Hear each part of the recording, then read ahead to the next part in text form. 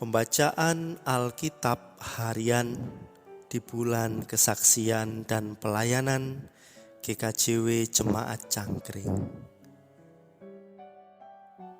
Kejadian pasal 28.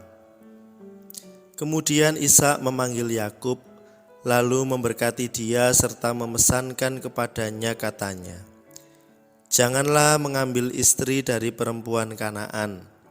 Bersiaplah, pergilah ke Padan Aram, ke rumah Betuel ayah ibumu, dan ambillah dari situ seorang istri dari anak-anak Laban saudara ibumu. Moga-moga Allah yang Maha Kuasa memberkati engkau, membuat engkau beranak cucu dan membuat engkau menjadi banyak, sehingga engkau menjadi sekumpulan bangsa-bangsa. Moga-moga Ia memberikan kepadamu berkat yang untuk Abraham, kepadamu serta kepada keturunanmu, sehingga engkau memiliki negeri ini yang kau diami sebagai orang asing yang telah diberikan Allah kepada Abraham." Demikianlah Ishak melepas Yakub, lalu berangkatlah Yakub ke Padan Aram kepada Laban anak Betuel, orang Aram itu saudara Ribka ibu Yakub dan Esau. Ketika Esau melihat bahwa Ishak telah memberkati Yakub dan melepasnya ke Padan Aram untuk mengambil istri dari situ, pada waktu ia memberkatinya, ia telah memesankan kepada Yakub, "Janganlah ambil istri dari antara perempuan Kanaan." Dan bahwa Yakub mendengarkan perkataan ayah dan ibunya dan pergi ke Padan Aram, maka Esau pun menyadari bahwa perempuan Kanaan itu tidak disukai oleh Ishak ayahnya.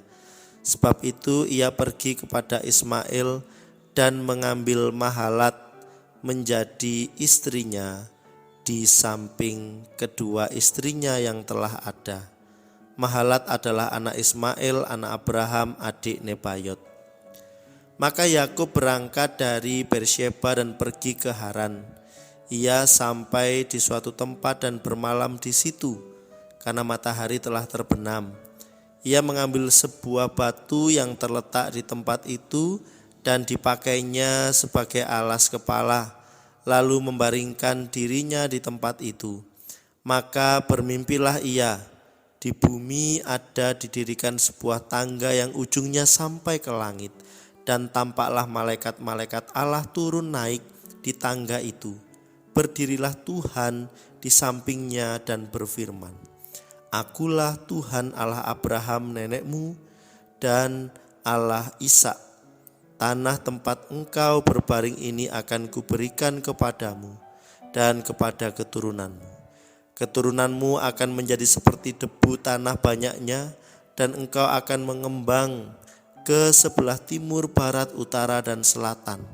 Dan olehmu serta keturunanmu semua kaum di muka bumi akan mendapat berkat. Sesungguhnya aku menyertai engkau dan aku akan melindungi engkau kemanapun engkau pergi, dan aku akan membawa engkau kembali ke negeri ini, sebab aku tidak akan meninggalkan engkau, melainkan tetap melakukan apa yang kujanjikan kepadamu." Ketika Yakub bangun dari tidurnya, berkatalah ia, "Sesungguhnya Tuhan ada di tempat ini dan aku tidak mengetahuinya." Ia takut dan berkata, "Alangkah dahsyatnya tempat ini tidak lain dari rumah Allah, ini pintu gerbang surga."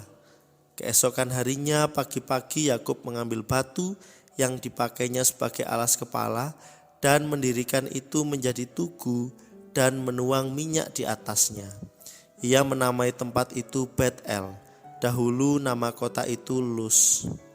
Lalu bernazarlah Yakub, "Jika Allah akan menyertai dan akan melindungi aku di jalan yang kutempuh ini, memberikan kepadaku roti untuk dimakan dan pakaian untuk dipakai, sehingga aku selamat kembali ke rumah ayahku, maka Tuhan akan menjadi Allahku, dan batu yang kudirikan sebagai tugu ini akan menjadi rumah Allah.